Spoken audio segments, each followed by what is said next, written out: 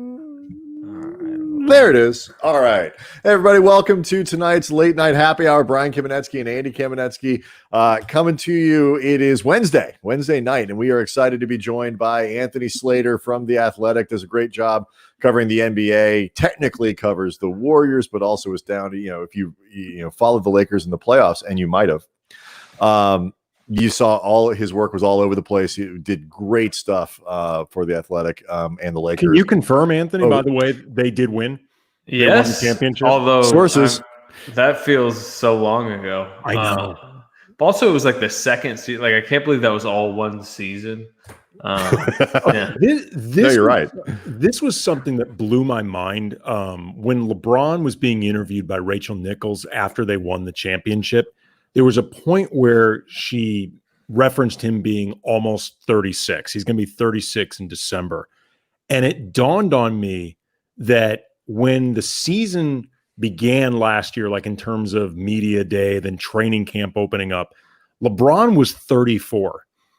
And he is almost 36 yeah. by the time this thing starts. That's insane. Yeah, no, I've been having, as we write all these stories, and particularly now off season, you're looking at targets. So you're looking at what year they are in the league, what's their age, blah, blah, blah. It's been, you're skipping 2 years essentially. I'm covering Klay Thompson on the Warriors. I believe he was 29 when he tore his ACL. He'll be past 31 potentially by the time he plays his next game. No, it's what's funny about this season is I was a junior in college when this season basically started. Right. Yeah. And then I had an internship. I did rose through the ranks and managed to still get done.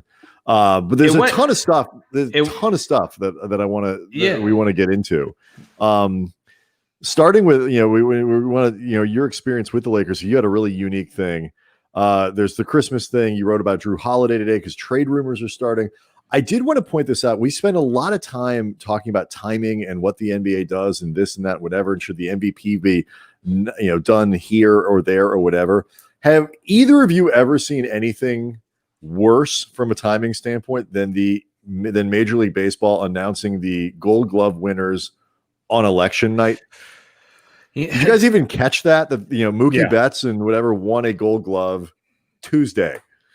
It's funny. I mean, anything today would just. The Drew Holiday stuff should have been like pretty major NBA news, right? But it was just like, okay, yeah. I mean, seems like we could probably deal with this 3 days from now. But I remember somebody was joking about Nate Duncan, right? Nate Duncan is the NBA podcaster who's like super minutia.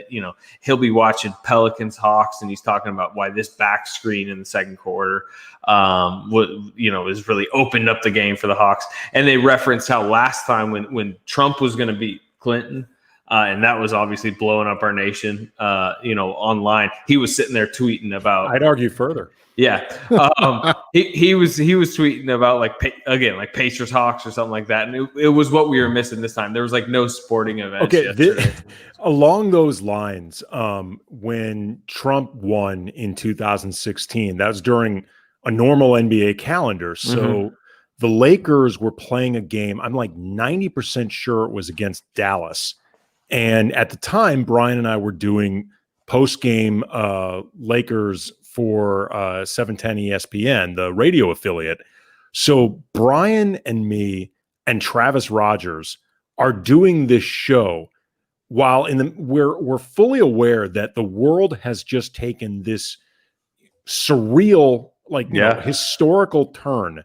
And in the meantime, we're breaking down like the ramifications of Lakers Mavericks, the night Julius Randle had, or whatever. Like, I have never felt in my life like my job is more stupid or insignificant than this particular. I'm like, who is listening to us tonight? Who cares about anything we're saying tonight? Yeah, I can remember going to the Warriors practice the next day, and they were filled with a bunch of guys who were very politically outspoken. And I can remember David West coming over for it was like really somber practice. And David West comes over and he's like, I want to come over and talk about this. Sits down 25 straight minutes, like purely like zero basketball questions. I'm jealous you got to be a part of that. David West is a great talker. Yeah, no, he is, and he's fascinating. And then obviously Steve Kerr comes over, and he's got a lot to say. And I can remember thinking back this year, we were all like, man, wow, once November gets here. And I remember thinking, man, being around the Warriors in the lead up to that, and Kerr and Curry. Now they don't have the West and the Durants that they used to, but I was like, it's gonna be very interesting because Trump's gone after Curry before, obviously everything, but he's politically active. But it falls where nothing's really going on in the NBA. There's not really any interviews. Yeah, we were in the Laker locker room. Yeah, was surreal. And like you could see everybody in that room, whether you're talking players, whether you're talking media, Lakers staff, everyone's just like, what just happened? Like what just happened? Yeah, the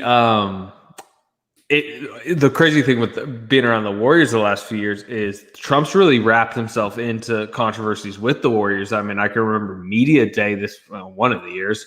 So the Warriors had just won their first title, and they were asked at media day, will you go to the White House? They had gone to the White House the previous time because it was Obama. Hey, do you think you'll go to the White House this year whenever you go to DC? And Curry said no. And then that was the first time Trump tweets, and I uninvite you then if you don't want to come.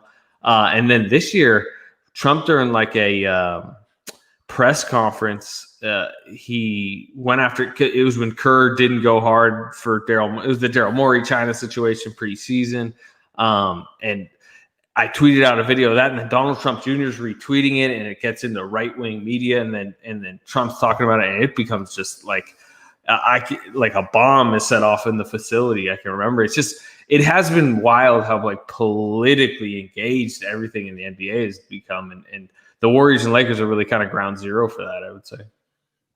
Did you find your profile increasing on subreddit after that happened? Like some of those places? Steve Kerr has blown up my Twitter timeline like 7 times in the last 4 years with some Trump comment that gets picked up by, is it a Ben Shapiro? Is it a Donald Trump Jr.? And like it becomes 3 straight days of warfare. Like you don't even want to go into the Twitter mentions. You're like, I'm good. I got to talk to you in 3 days. And honestly, it'll still be 3 weeks later and there will be an argument that's like, it's like a threaded argument. And I'm just like, what is going on in here? It's wild. I mean, it's not really a surprise, but it's crazy when you get wrapped into it. You really see how deep it can get kind of in the internet. Yeah, it's terrible for you. Funny for us to hear about. That's what I mean. There's worse things, but it is interesting. So like what you had an unusual experience of going from covering one team and covering a team that wasn't doing anything, like, to being put on another that's, one of the most important teams that was in the league. And I'm obviously, the NBA, what's going on, but like you weren't the beat writer for the Lakers and you kind of became one all of a sudden. What was that experience like, to kind of dive bomb into a team like that? It was fun. The difference was I wasn't trying to really like compete beat writer wise, reporting wise, like into a locker room, infiltrate, how do I get nice one-on-one interviews with people, that type of stuff that you would normally think, because we were all on our couch. I didn't have those, deep inroads that, we had a guy, Bill Orm. I know you guys have written some stuff for us. He's not very good. I could rely on. Hey, yeah, I love Bill. But you could, if you wanted to, you could have just slaughtered him, and you didn't, but which is nice. No, so I just decided to just go pure hoops, stuff that I could just study the stats and look at the film. I wasn't really trying to necessarily. It was almost, I felt like I was like Lakers analyst a little bit, and it was just fun because I was coming off. Not only was it 5 months of empty, no basketball for anybody. I covered a 15-50 team during the year, and my beat writing career is 3 years of the Kevin Durant, Russell Westbrook Thunder, the 3 most steaming basketball important years that they've ever had, into 3 years of Dynasty Warriors, and then suddenly they fall off a cliff. It's 50-50. No game had mattered really since November of last year, really a calendar year ago when Steph Curry broke his hand and their season basically ended. So I had been about 9 months from covering meaningful basketball. Hey, let's this game kind of matters. What happened on the floor, particularly playoffs. I've covered so many playoff series. I enjoy the game by game adjustments. So I kind of took that tack with it, where I'm not trying to I wasn't trying to bump in and, hey, I'm trying to be the next beat writer of the Lakers. Sure. It was just, hey, I'm sitting on my couch watching this game. It was almost like I felt like I was writing reports off it, like almost school reports off the games. That was kind of what I was trying to do. Go ahead, Brian. I think we're asking the same question, because it's it's a different perspective, because you're picking up a team that you had watched from afar and really diving in. What were your impressions of them, of that Lakers team when you started, and how did they change as you started to see how they operated? Because your perspective was very different than the guys who've been following all year long. I think it was defense right away. It was disciplined. I was this is a serious veteran focused team that it's not really pinned up as that if you're just kind of following it how a lot of people follow the NBA, which is hey, LeBron scored 34 tonight. Anthony Davis is now there. LeBron said this in the post-game interview, that's the headlines, but it was just you got into it and it was just, they had all the numbers indicated they were an elite defense, third ranked, which was kind of, I thought, ignored a little bit going into the playoffs. And you could see the championship components, even though they didn't have the third star. But then there was also warning signs. I thought the shooting was a major warning sign. I remember writing about it a lot going into the bubble. And then you remember they go into those seeding games and they were terrible shooting. Yes, they were awful. Yeah. Awful. And it was I was saying this was a warning sign, but it's worse than I even thought. And I think they were the 22nd ranked offense in the seeding games of 22 teams. But the defense carried them, and you could see that from early on. And I was mostly, because people are focusing on LeBron mostly. I was started to kind of tailor my writing. I thought more towards hey, let's really dive into Davis, because this is a moment in Davis's career. Where is this going? And then also hey, let's pay attention to Vogel and the defense and what is going on here, and how they it's. In retrospect, it was smartly built. It was they tilted towards defense, and it was built well, I thought, with what they had at their disposal. Yeah, I mean, and that in and of itself was interesting, because I on paper, I wasn't quite sure what this team would look like defensively at the beginning of the season. And, that was in part because, we hadn't seen LeBron with that type of defensive engagement over the course of an entire season. I think going back at least a few seasons. And then they were 29th ranked in Cleveland his last there. They were the 29th ranked defense. And that tells you all you know, as much as how much he cared. And look, and that was a really, really big part of it. I think as big as, Anthony Davis and his versatility, and just, the guy is a monster defensively, the improvement and really the proving of himself with Caruso, because I know last season, in his call-up, he looked really good, the last month and a half.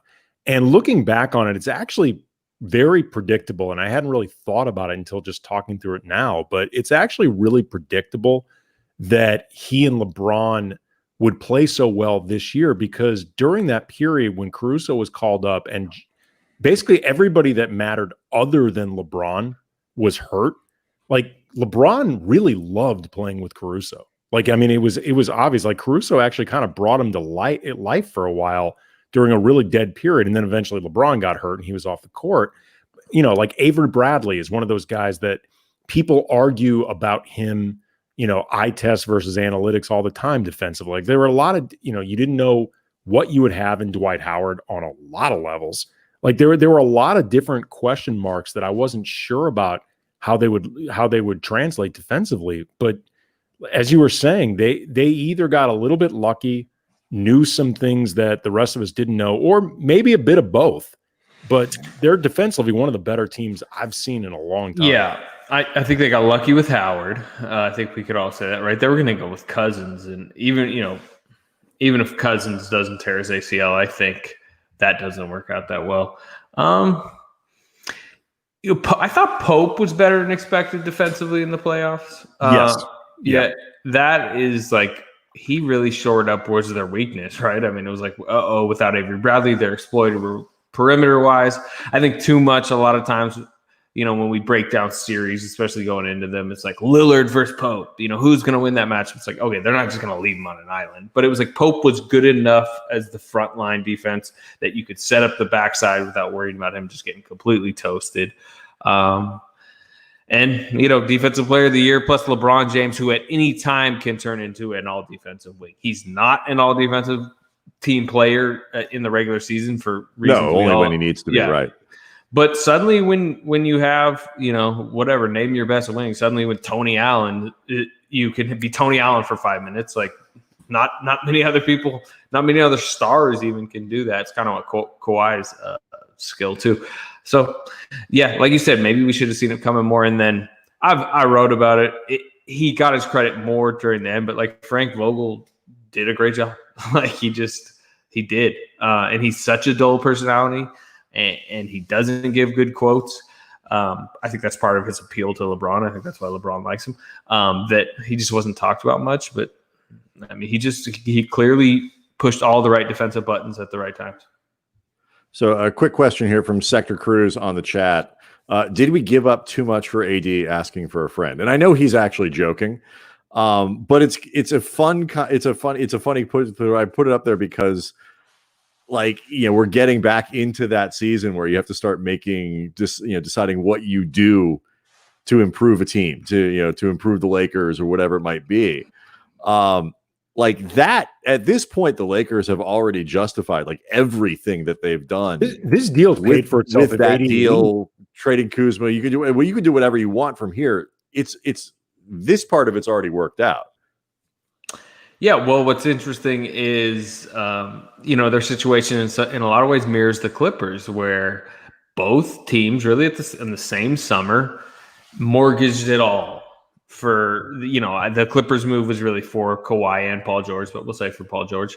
And then the Lakers did the same thing with Davis, and the Clippers flame out in the playoffs, and suddenly you're like, whoa, this might have been a horrific move.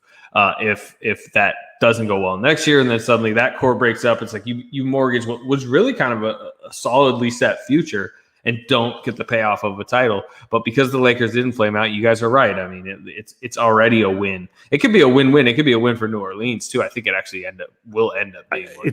I hope that's the case, because really you want that to happen. As much as it's fun, it can be really fun to dunk on one team that absolutely gets abused in a trade. The truth is, it's them. Well, because everyone loves Schadenfreude. I mean, come on, it's a national sport on Twitter. But the truth is, it's better, not just for the league, but it's actually better for basketball fans if these trades work out on both sides, because you get more good teams. Well, particularly with Ingram, if that works out, where I know the Lakers don't want it to work out for New Orleans is if suddenly the Lakers, LeBron ages quicker than expected, and some of those picks they owe turn into lottery picks, then New Orleans is really cashing in. Same with the Thunder and the Clippers. Right, but they already won a title. The LeBron AD, they've already it's won a win. Title. If AD walks, it's a win. He's not going to, but if he did, it would be a walk. If he takes LeBron with him. I mean, it sucks. I'm not saying that's a good result. I'm just saying it was everything they've done is already worth it. Correct. But to the original, you kind of brought it up originally in the premise of the question of we're hitting transactional season. Is part of what I wrote about today was about this Drew Holiday, rumor that gets floated out there. So you start looking, what packages could get it done.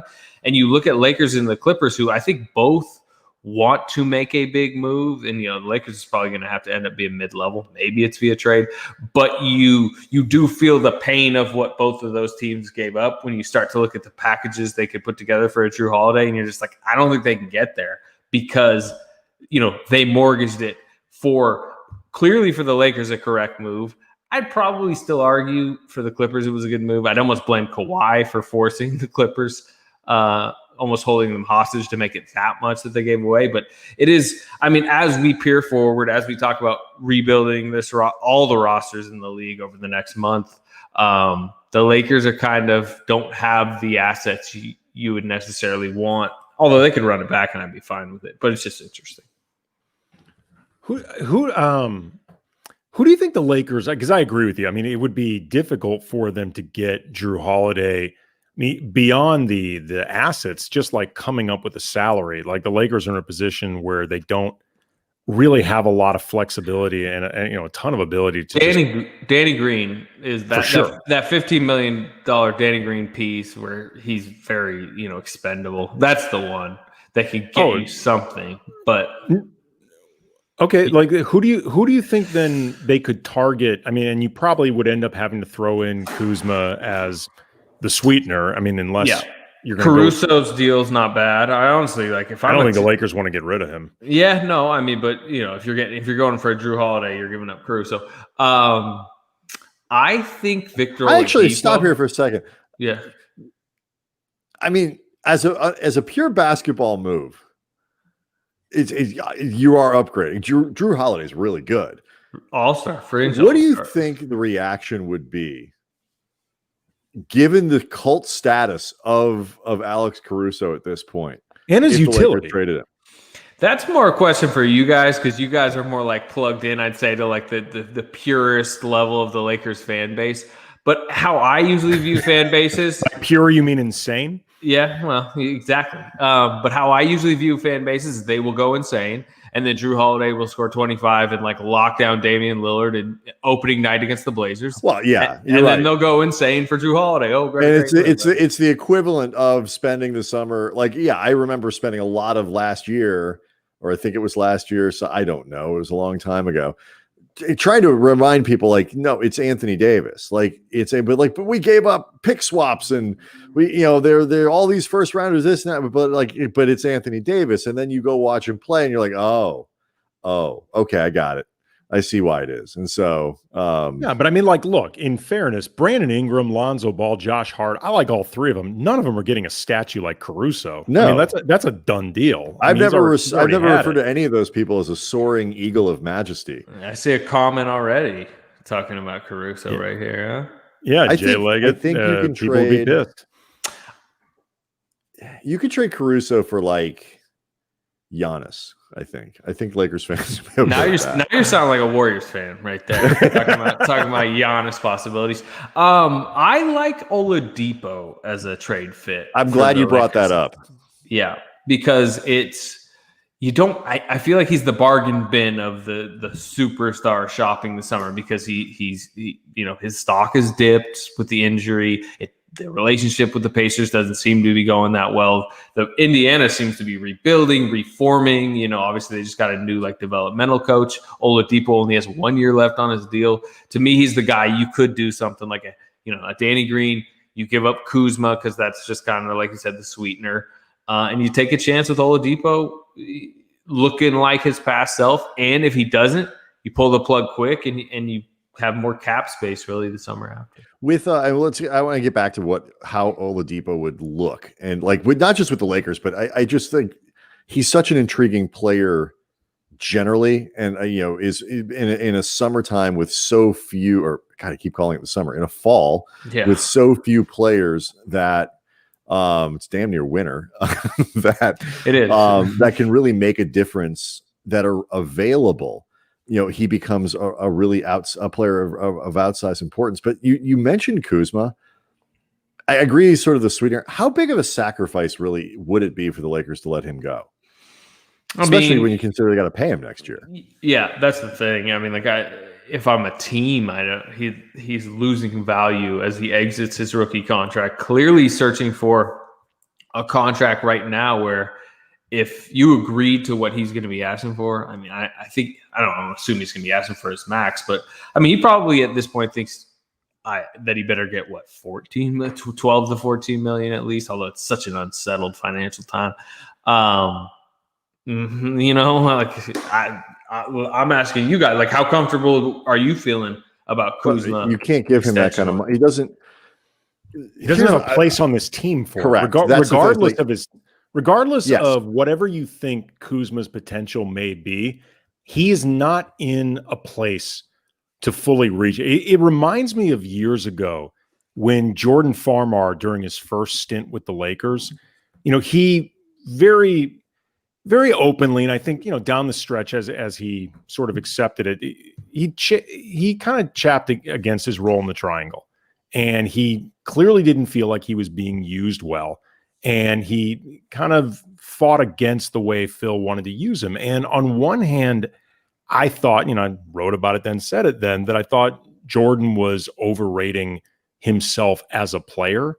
But in fairness to Jordan, he was actually correct that the triangle didn't play to his strengths, and that whatever potential he had, whether it was closer to what I thought he had, closer to what he thought he had, it was not going to be reached playing in that system, in that role for Phil. It just, and he was correct about that. And I think there's a lot of that going on with Kuzma, not because of system, but just there's a redundancy with him and LeBron and Anthony Davis all on the same team.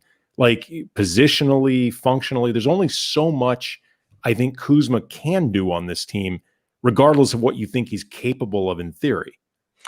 He had an interesting bubble. I remember going in and I really kind of studied his season. It was really bad, right? I mean, I'm talking pre-bubble. Shot it horribly from three. I think he was like a bottom 5 as far as if you look at volume of 3-point attempts in percentage. I think he shot 29% on a lot of attempts. Plus not great inside the 2-point line. And then, the defensive tape was bad. The defensive numbers were, team Aside numbers were that, Mrs. Lincoln. Yeah. Jeez. I know. So I was like really down on him going in the bubble. And then I remember for like right out the bat, Lakers Clippers, he was like guarding Kawhi pretty well on switches. And really through those seeding games, like this guy's kind of like, realizing what he can be defensively, while also he had a pretty good seeding games, I think, offensively. Then in the playoffs, I thought he was solid in the first round against Portland defensively, tailed off in that sense. And then offensively, I don't think he scored 20 once in any playoff game. And that was the thing. You always thought, even if he's, not great, he's going to have those random nights. He's going to have 3 random 24-point playoff nights. Just never came. But I would probably say I was slightly impressed with him defensively, and then definitely disappointed with him offensively in the bubble. And then you go into the summer, you can't extend him unless he's like willing to take. And that's the thing. Let me ask you this though. I saw Silver Screen and Roll did a little bit of aggregation. Either they did some, I can't remember. They either did some aggregation or they actually had Brian Windhorst on. I can't recall, but he was talking about this with Kuzma, and I hope I'm relaying this exactly the way he said it, but he had actually said that he thought it was worth extending Kuzma, assuming the money was reasonable, right? Because he becomes more. Well, it's also because he becomes more of an asset.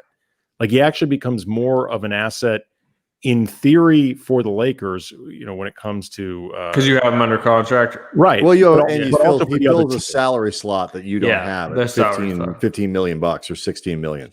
That's why I like Green. That's why I think Danny Green is just like blaring at me like trade piece, because he's 15 million. He's expendable in the rotation the way he played. But you're right. I mean, it's an interesting way of thinking about it. Yeah, no, for sure. I mean, it's the way the Warriors have kind of built their roster with these like salary pieces. I mean, they got D'Angelo Russell knowing that they didn't want D'Angelo Russell long term because it was going to be flipped. Now it's Wiggins, and now Wiggins can be Wiggins, but it's also partly because he's the salary slot. They have a $17.2 million trade exception. There are 2 ways to look at things: player, and then their salary slot. So. Maybe, but what if you just get saddled with an extension of a Kyle Kuzma at 14 a year, and he's not that good again this upcoming season, and then he becomes an albatross contract, right? But so the question I have though is like, where is there a team? Because obviously on this team, Kuz, isn't going to get the role with AD and LeBron, right? You don't give that to Kyle Kuzma. When one of those guys is out, he always, he scores 20 points a game. He looks like a real scorer. Where can he go though, where he would be a top 3 guy, where maybe the top 2 aren't quite so dominant as those? Because if you can't play him that way, he's probably going to, on a really good team, ends up looking like he does in the Lakers. You make it wonder if he's worth the money. But then if he doesn't, my God, like that team's terrible. If Kyle, I was going to say, player, where does he go? Well, let's look at the bottom of the standings. You got to be about if Kyle Kuzma. I think long term, if he wants to be in a winning environment, he is what he was in the playoffs. Now he has to probably score a bit better, maybe be more aggressive, which I didn't think I was going to say. I thought he was going to be overly aggressive offensively in the playoffs, and I almost thought he was like tentative. But 6'8" wing that theoretically can guard multiple positions and can occasionally hit the three and slash and score a bit. Like there's value to that in the league. But the problem is, I think we all know Kyle Kuzma. How I just described what Kyle Kuzma really is on a winning team. That's not how Kyle Kuzma would describe himself, as a winning component. So, like I said, the Pacers is the third person in the same way. Yeah. I mean, I mentioned the Pacers. I did because I do think that Oladipo, like it makes sense to me and as a trading partner. And then you get him there, and I mean, he could get 14 shots a game in Indiana. Like they could try it out. If he's not good, you don't give him a big extension. Yeah, he's in an interesting place, I think, Kuzma, just in the sense that defensively he improved a lot in the playoffs. Like he played some of his best defense all season. And I remember right when the Lakers brought in Markieff Morris, I wrote a piece for The Athletic about how, and this could be seen as a referendum on Kuzma, if for no other reason than everything with the Lakers was always a referendum on Kuzma.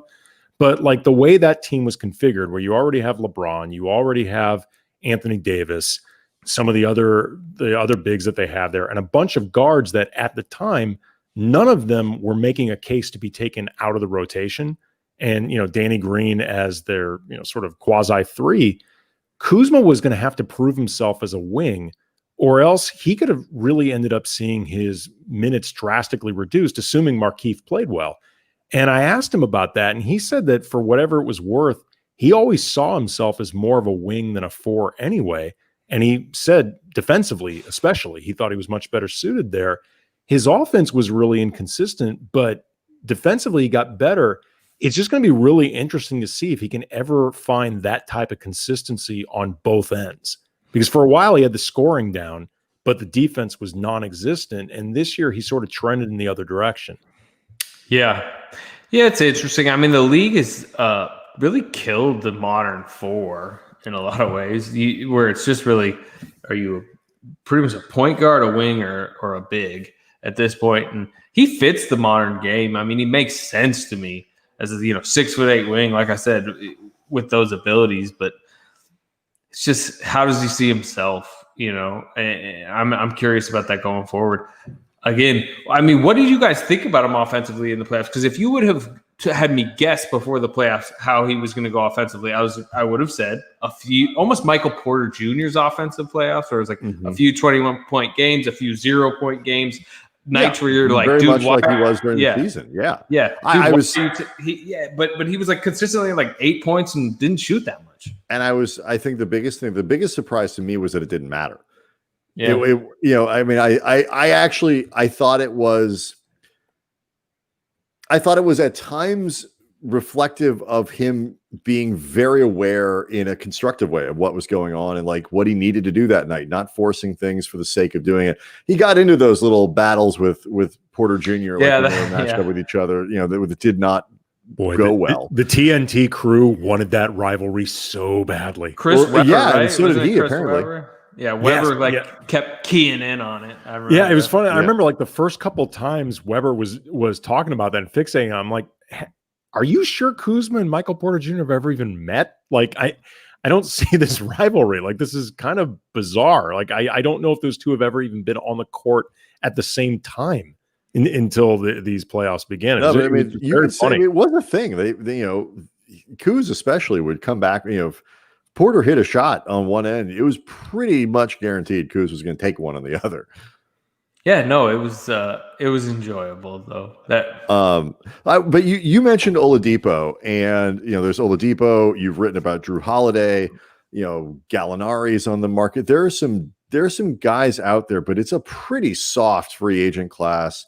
It's a relatively soft class of, disgruntled semi quasi stars who want to go from one place to another, whatever it might be. Who are the guys, if somebody like Holiday's not coming to Lakers, not coming to Clippers, as you outlined, it probably not going to Golden State. Who are the players who you think can kind of swing what next year looks like by moving from one team to another? Yeah. I mean, you mentioned a name I like for the Lakers, Gallinari. Yeah. You saw what when Markieff Morris was put on the floor with Davis as the stretch four, like what that did for the Lakers offense. I'll look up the numbers at some point, but Davis and Morris on the floor together was a major plus in the playoffs. Particularly, I remember in the Houston series. And I mean, this is historically how Davis has always been most effective, or at least how his team has always been optimized, was him and Nikola Mirotic in New Orleans. That was the best Pelicans team, was him and a shooting big next to him. Right. Markieff Morris really isn't that good, but the fact that he's just a stretch big unlocked it. So like now we're talking about Gallinari is a good stretch big, which is when the salary cap numbers get interesting. What's the final tally on where they put the cap, where they put the tax, and what does that mean? Can the Lakers spend the full tax mid-level, or is the taxpayer mid-level? Because if they can get that full mid-level around like $10 million, that elevates them beyond desperate teams like the Warriors, who can only pay 5.6 or something like that. And I think even Gallinari, who you'd probably consider like the sixth best free agent, maybe even higher than that. Higher than that, I think. Yeah. Okay. So third best. I mean, I would go Van Fleet, and I think there's a couple others, but I'm not sure there's going to be many guys getting beyond 10, and 10 is basically the line for your full. So if the Lakers, if the numbers come down and the Lakers are able to spend that, I think that they'll have a competitive offer for a guy like Gallinari, and I do think that's a great fit. Yeah, he's just. I mean, that's the thing about him. Is like, is he better than Van? Like, it's hard, but he's so tailored to step onto almost any good team and help them, that I think he becomes probably one of the two or three most valuable guys that are out there. If I could choose between him and Oladipo, I would take Gallinari. Yeah, I don't know where you guys would come on that.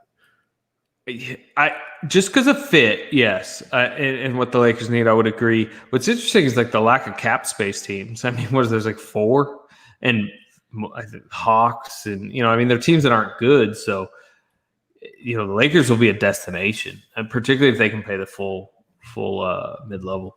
Well, especially too, I think Gallinari is a guy that makes sense just because he's already made a ton of money.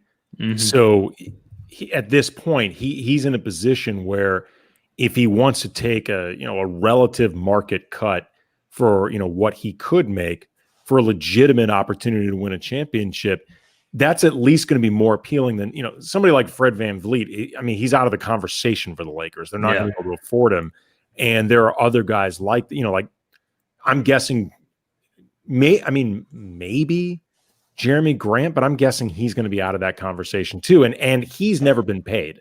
Like he's one of those guys that he's going to be looking rightly for the most money possible, because I think Denver keeps him anyway. I think they will too. Especially with bird rights. That's what's interesting is a lot of these. I think you're going to see a lot of re-signing with current teams because I look at.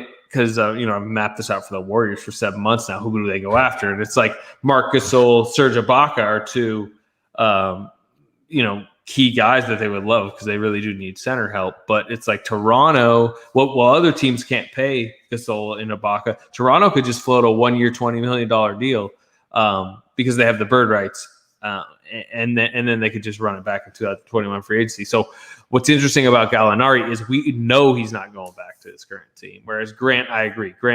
Denver will probably give him $17 million to stay. And they also they traded a first to get him. And I really like Jeremy Grant. I don't know if he's good enough to sacrifice a first-round pick as a rental. So you definitely want to try to. He made a tremendous difference for them. Yeah, he was really good. Yeah, you know who you're not keeping if you're them? Paul Millsap and Mason Plumlee. Grant has to be the priority. I wanted to ask you, because we were talking about Drew Holiday, and you have a piece up for The Athletic about the California teams that would theoretically try to get Drew Holiday, their ability to get, their ability to put themselves in that position. What are you expecting for the Warriors moving forward? Because we haven't seen them at full strength in a while. Like, we don't even know what full strength looks like with them. Well, they don't either, because they have been planning for a while to be aggressive this summer. And I say summer, as we talked about earlier, this winter now. They ducked the tax purposely at I know. They ducked the tax purposely at the deadline, which was almost a year ago, the trade deadline. Because in the press conference afterwards, explaining the moves, the Wiggins for Russell swap and how that got him under the line. It was like, because they're going to use this massive trade exception that they got, that I'm sure you guys have heard plenty about. It's the Andre Iguodala one, $17.2 million. It's a very rare weapon where they can, particularly right now when you're going to have a lot of teams probably trying to shed money because of what's going on financially, they can just take in a guy that makes up to $17.2 million. So if they use that, that's suddenly you got a seventh man. You go get Rudy Gay for free, basically. And then they have the second pick in the draft that is 2 weeks from tonight, by the way. That's really coming up. Oh, my God, that's crazy. Yeah. I've been advocating James Wiseman for them. I think he makes the most sense. We don't have to get too deep into that. But the fact is, they either have a tool to trade at the second overall pick, or they're going to have like a really appealing rookie, also part of their rotation. Trying to remember who I was listening to on a podcast that was also advocating. Now that I think about it, I wonder, weren't you recently on a Ringer podcast? Yes, I did. Now that I think about it, it was you. Well, I think it actually was you, Anthony. Yeah, I'm sure it was. I've been banging the Wiseman drum to the Warriors for a while now, and I honestly think the playoffs strengthened my thought with that, because you're seeing Jokic and Davis dominate the West, and also internally, they have shifted their brains a lot more towards Wiseman. I'm not saying that's a for sure pick at this point. I think a good trade would move them off that pick if it's there. But the fact with two things with the Warriors, we just don't know what their full team's going to look like. Where if we look at the Lakers, they can help. They could make a big move, but mostly it's on the margins, I think. And the Clippers, same. Warriors, I think, could really kind of juice it up, juice their roster just because they have more tools. But the other thing is that requires them to spend the most money on a roster in NBA history, spend the most tax ever. And when they thought they were going to do this, they also thought Chase Center was going to be filled with concerts this summer. Okay, it was definitely you on the Ringer podcast, because I made that point. I made that point as well. It was a really good point. What is it? What is the number two pick? Because the finances start to get really, sometimes you don't want to trade a star for a pick or whatever. But on the flip side, if you're a team that doesn't want to spend a lot of money, now you can take a giant chunk of your payroll away. What is the number two pick worth in this draft during a pandemic?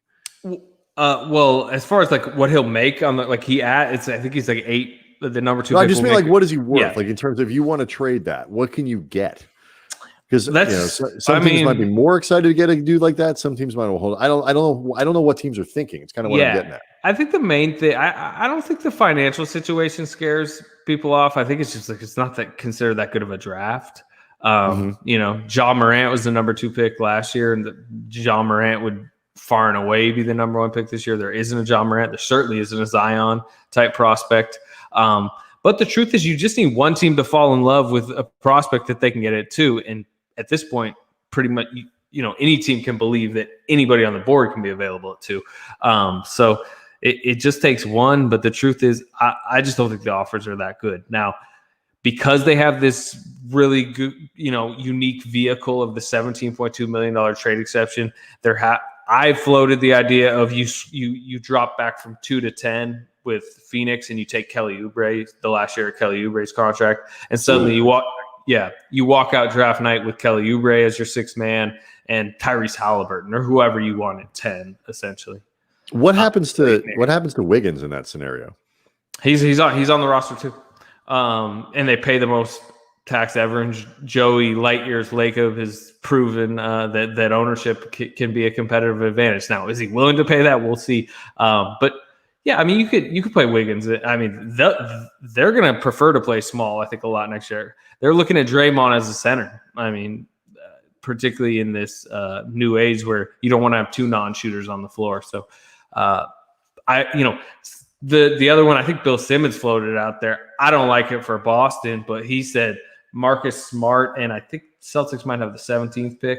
Same thing. You switch from 2 to 17, and the Warriors get Marcus Smart. I like that for the Warriors because that is a playoff proven piece. Although great playoff player, man. Yeah, he is. Like, he's one of those guys that is just great for a team looking to make a real run in the playoffs. Yeah, and Boston's entering some financial, trickiness with some of these extension. That I think that Tatum extension might kick in next year, and Brown's coming up. I mean, they're about to get really expensive. So maybe that's a possibility. Josh Richardson, if Philly kind of rearranges what they're doing, I've floated out there as a trade exception candidate for the Warriors. But it requires them to spend, and I don't know. I don't think they're going to have a fan in Chase Center maybe all of next year. I mean, San Francisco's the safest of the municipalities too. Maybe what they should do is just offer people the opportunity to bubble there. Like, you can watch Warriors games, but you're never allowed to leave the Chase Center.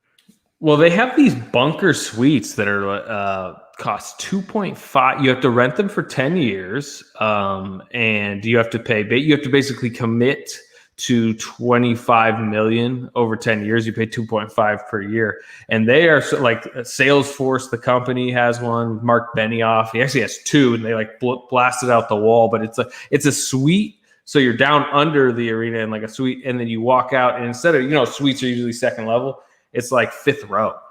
It's really cool. Wow. And those are like little mini bubbles. Honestly, I just think that would be you could absolutely find people. If you're the NBA and you need content, or you're a team and you need something to put online, you could absolutely find people who would be willing to live in your arena in exchange for being able to watch NBA games. It'd be like that Tom Hanks movie, The Terminal. Remember? Exactly. I thought you were going to say Castaway. I was like that one. Well, it's a little like both, except you get like every once in a while people come to your island.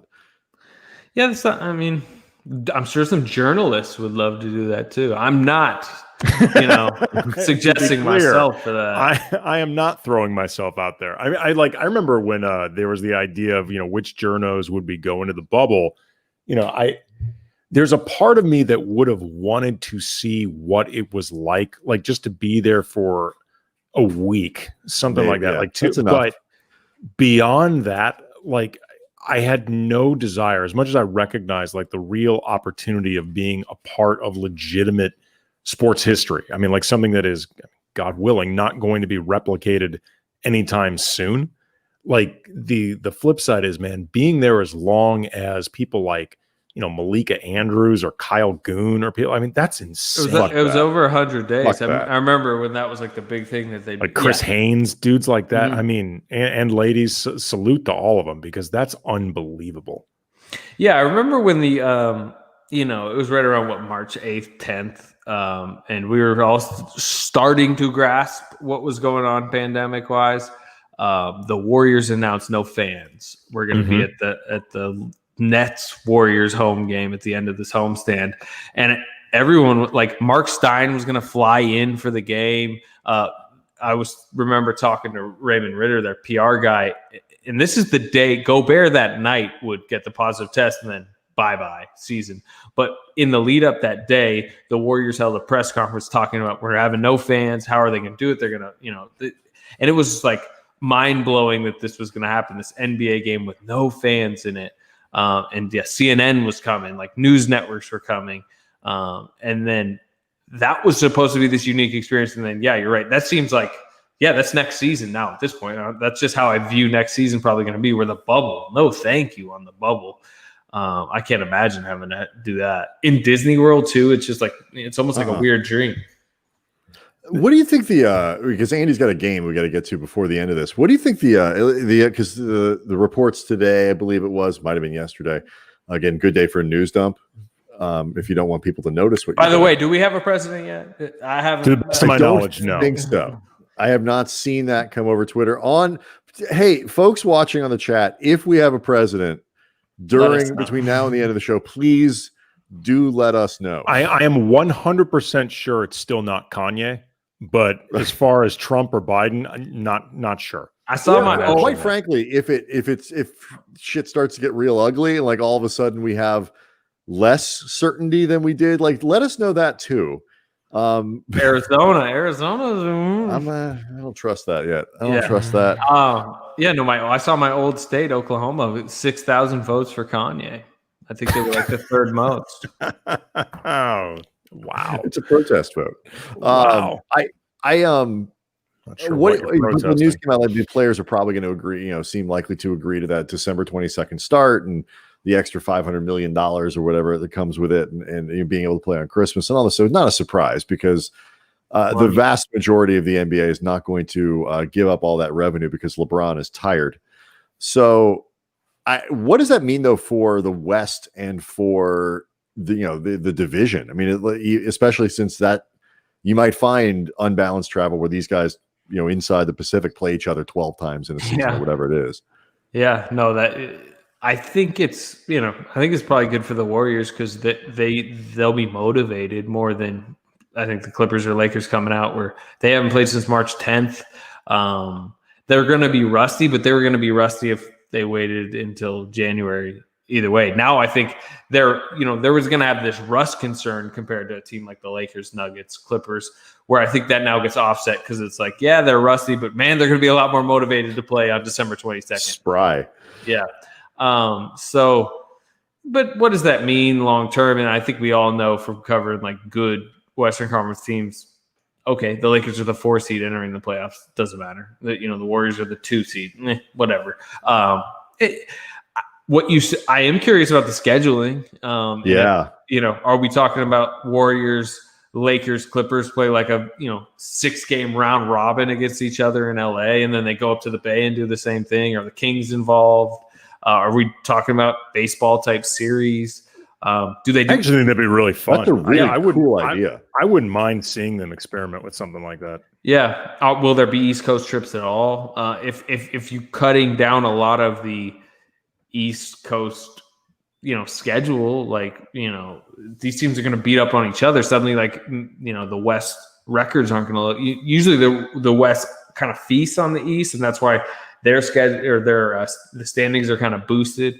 So it'll be interesting. I'm curious how they do opening night. Like, how safe do they play with the Lakers? Are they going to schedule all these Lakers marquee games because they're the Lakers, and then suddenly it's I'm sure you saw Ethan Strauss's proposal of the staggered start, or maybe you make the Lakers play like a game on Christmas and then let them sit for a week and a half or whatever it might be. Do you think that something like, would the NBA consider something like that? I think, I don't think they would say like, hey, Warriors, you're starting December 22nd. Lakers, you're starting January 15th. I don't think they do that, but I could see them basically go, it is Warriors Nets is the marquee opener where it's, Durant against the Warriors, 2 ready to go teams. And it's Lakers Hornets, Lakers Magic early. Maybe you have one Lakers Clippers game on Christmas and you just like beg the main guys to play by also saying you're going to get 2 days off after and you're going to backload your schedule. Definitely backload your national TV games. And it'll be spread that way. Right. Yeah, I would tweak Ethan's idea a little bit because his concept for Christmas in terms of trying to let the teams that went further into the playoffs, in particular the Lakers and the Heat, but I would also argue Denver and Boston. He had an idea where, other than the Nets, just because the version of the Nets that was in the bubble isn't really the Nets, you would have this slate of all teams that didn't make the playoffs on Christmas Day. You can showcase a lot of guys who hadn't been seen in a while, and you would stagger things out for, the Lakers and some of those other teams. I would tweak it so where teams that got eliminated in the first round could also be potentially there. Because then all of a sudden you're opening this up for the Blazers with Damian Lillard and, CJ McCollum. You're opening it up for the Sixers, who are going to have a lot of attention this year. And those guys are getting still a really long run. They're basically getting the same offseason you would normally have. Yeah, I'm trying to think of when the first round would have ended. What it was like August 15th-ish was round 1. So the Blazers probably got eliminated.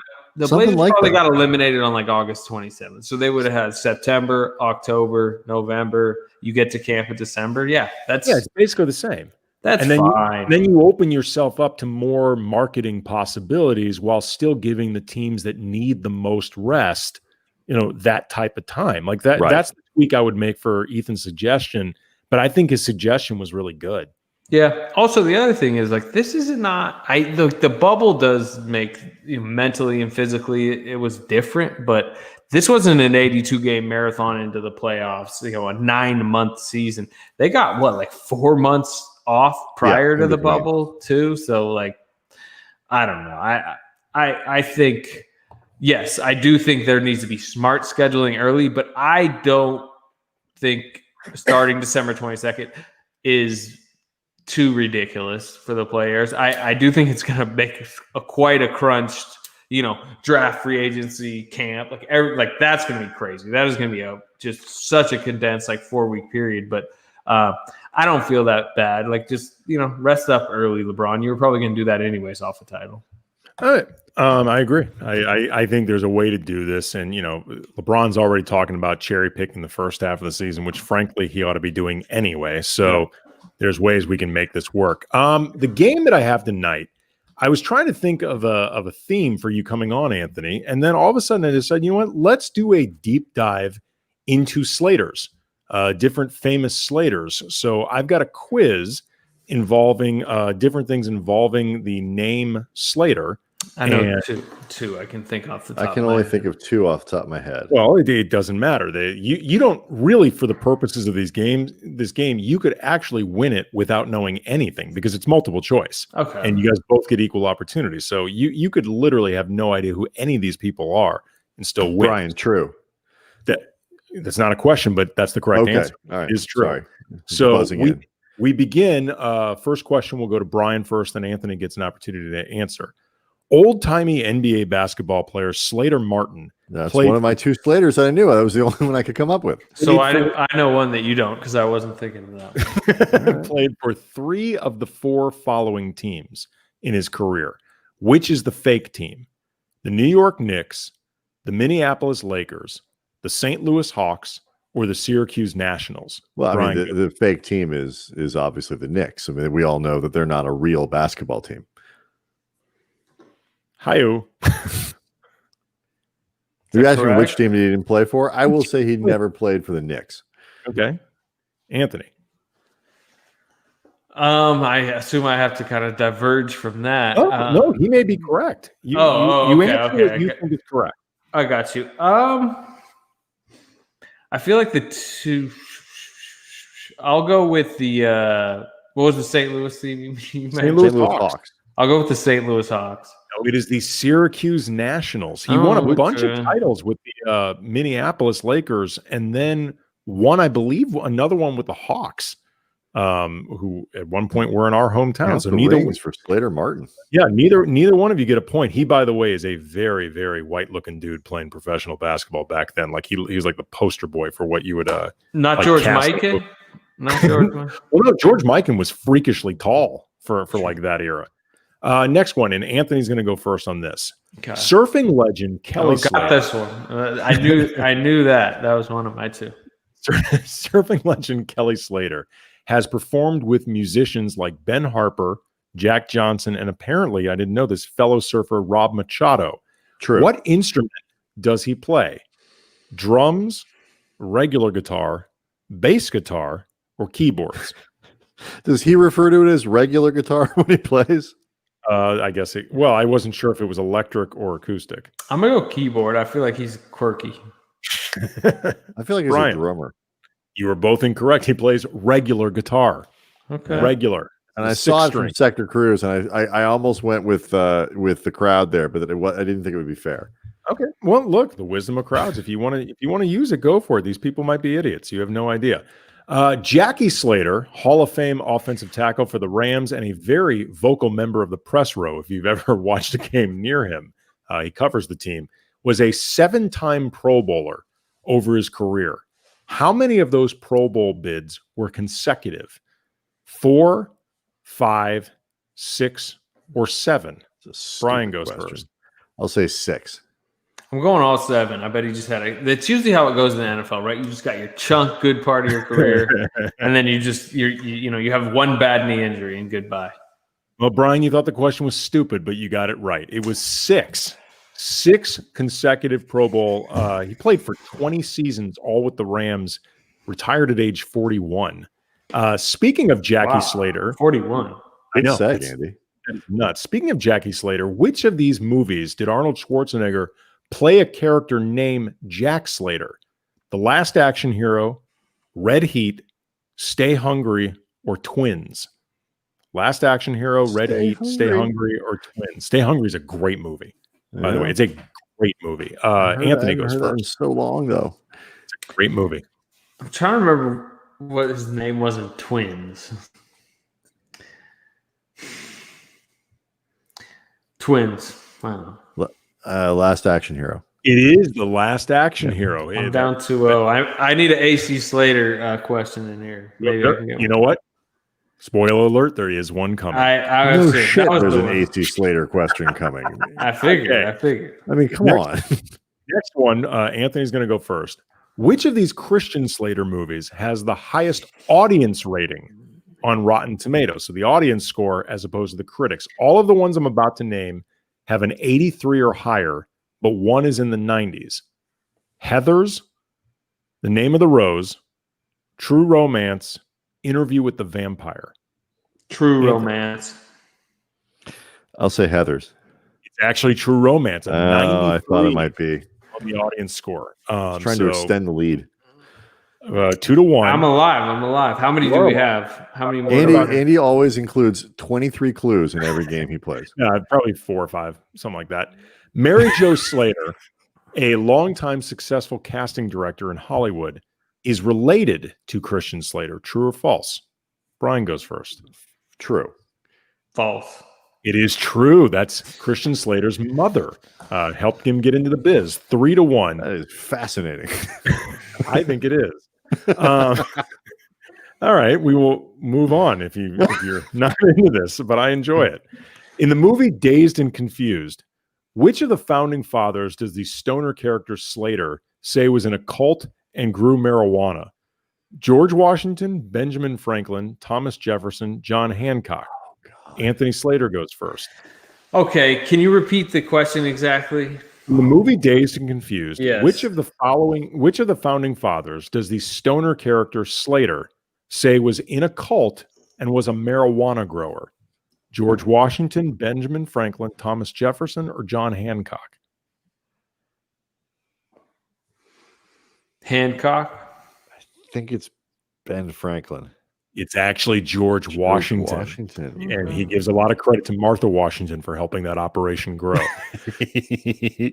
AC Slater from Saved by the Bell learns over the course of the show that his father changed his name from Sanchez to Slater in order to gain acceptance into which institution? The Naval Academy, the Air Force Academy, the U.S. Military Academy, or the Marine Academy? Brian the Utah Jazz. This is a tough one. That is hard. What am I will say the Naval Academy. Basically, Army, Navy, Air Force, and Marines. Yeah, I feel like I need to differentiate because I need to catch up. Marines. Oh, it's the U.S. Military Academy. And by the way, what a sad story that I believe it was Lieutenant Colonel Slater felt the need to change his name because of his heritage. Like, that's not that was the America that he was fighting to defend, and yet they didn't accept him. Final question. Brian up 3-1, but as luck would have it, Anthony, this last one is worth 4. 3. No, 4. So you have 4. So you have the opportunity to win. Very exciting. You have the opportunity to win this. In Scotland, New Zealand, and Australia, a Slater is another term for the woodlouse, or what we in America often refer to as a roly-poly. True or true? True or false? This part is true. A Slater is the nickname for what they call a woodlouse, which is what we here call a roly-poly. The proper name is a woodlouse. True or false? A woodlouse, aka a Slater, aka a roly-poly, is a crustacean. Like it's actually a crustacean. The woodlouse, aka the roly-poly. True or false? He goes first. Yes, Brian goes first. I don't think it's a crustacean. I think it's like crustacean adjacent. So you're saying false? I'm saying false. I gotta go true. I'm trying to win. You have to if you want to win. And you just won, Anthony Slater. It is, and I had no idea about this, and it kind of blew my mind. The roly-poly is a crustacean. What's the full definition? Like crustacean, you just have to have a shell. I just envision obviously like almost a sea. I was shocked by this, but it turns out that a roly-poly is actually a crustacean. There are crustaceans that essentially live on land, and the roly-poly is one of them. So Anthony Slater pulls this thing out at the end. I mean, I better win the Slater game, right? So. You did. You just won the Slater. On a roly-poly. You asked Anthony, what is a crustacean? A crustacean is an arthropod of the large, mainly aquatic group Crustacea, such as a crab, lobster, shrimp, or barnacle.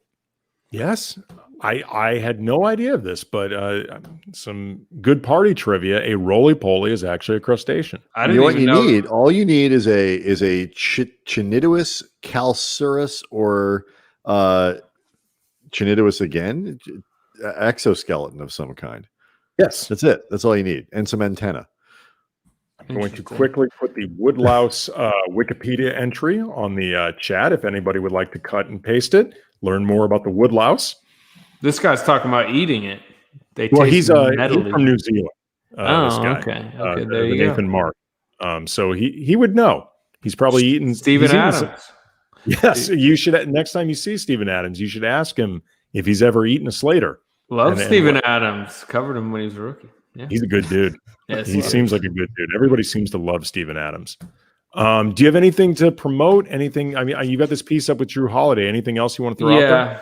No, just all the stuff we're putting up at the Athletic. A lot of actual true transactional off-season stuff is coming up. So draft. I'm probably going to be writing draft preview stuff next week. I mean, we really are it's 2 weeks from tonight. Draft. When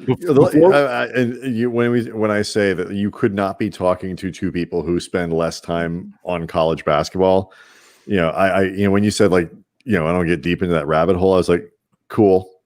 Before we let Lakers get a good player where they're drafting, is it one of those like depthy, not really top end talent, but decent depth through Yeah, I would say that's kind of like the prevailing thought. Again, I'm not like absolute expert. I couldn't like rattle off 10 guys that would make sense and fit at whatever picks. Are they 30? And yeah, I don't know. Probably. I mean, that's on your scouting department. Really, I feel like there's always like every year there's going to be 2 to 3 like hits between 25 and 45 to varying levels of hits. You really just want a rotation piece, but yeah. Depends on their scouts, I guess. Really quick last question from me. Do you think there's any chance that the Warriors select LaMelo Ball? No. Very, very low. No. Yeah, I mean, I'm fascinated by where he might end up going. I think they go. I would guess Wiseman today, and then if it's not Wise, I think if Edwards is still there, they think about Edwards just because like that seems like the highest upside wing.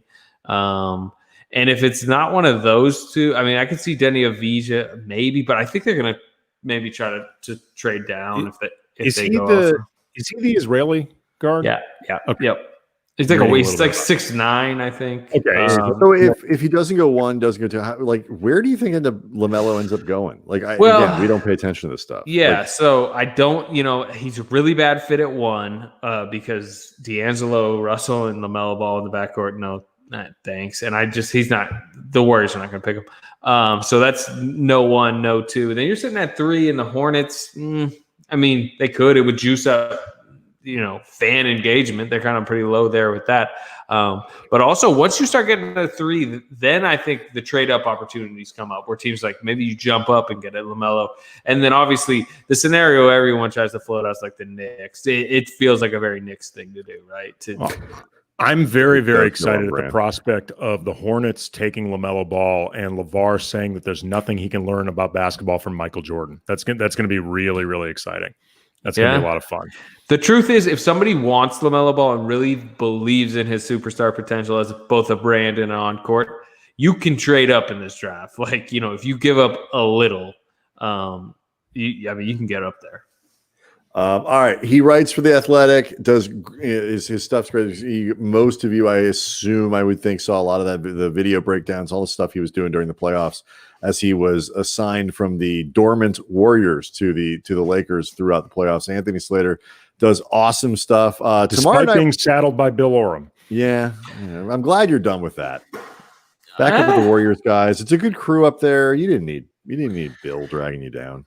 It's going to be a fun year in California basketball, and I won't even acknowledge the Bill Oram hatred. I can't handle it. It's not hatred. It's slander. It's slander. It's no. We love Bill. We love him, but still slander. Right. I mean, So tomorrow night we're going to do something a little interesting. As we mentioned, we are still trying to figure out if we have a president. We also had a lot of statewide stuff going on. It's been a really interesting time locally. Just politics in general has been in news has been kind of a fascinating place to be. Our friend Libby Dankman from KPCC is going to join us tomorrow to kind of talk about what's happened in California and what's happened locally around LA. Not like a super partisan conversation, but like literally what's going on. Because I'll be honest with you, I don't know. I've been trying. No, she knows her stuff. She knows her stuff. So it'll be really interesting. Friday, JB Long, voice of the Lakers, is going to join us. Got some stuff we're looking to get set up. Voice of the Lakers, voice of the Rams. Thank you. And then next week, some good stuff we're lining up as well. Thanks again to Anthony Slater. We'll see everybody tomorrow. Danke, Niederland.